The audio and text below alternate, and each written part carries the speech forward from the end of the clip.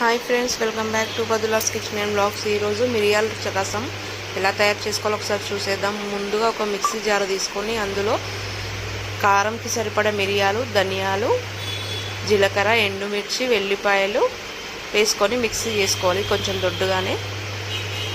ఇప్పుడు చింతపండు రసం తీసుకొని ఒక బొగన తీసుకొని అందులో రసం వేసుకొని సరిపడా వాటర్ వేసుకొని ఒక చిన్న కట్ చేసుకున్న టమాటా ముక్కలు, ముందుగా మిక్సీ చేసుకున్న మిరియాల పౌడర్ వేసుకొని కొత్తిమీర,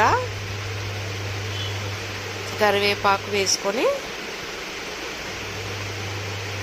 పసుపు, ఉప్పు సరిపడా వేసి వాటర్ వేసి మసల పెట్టుకోవాలి ఒక 10 నిమిషాలు. ఇలా చారు మసిలిన తర్వాత చారుకి తాలింపు పెట్టుకుందాం.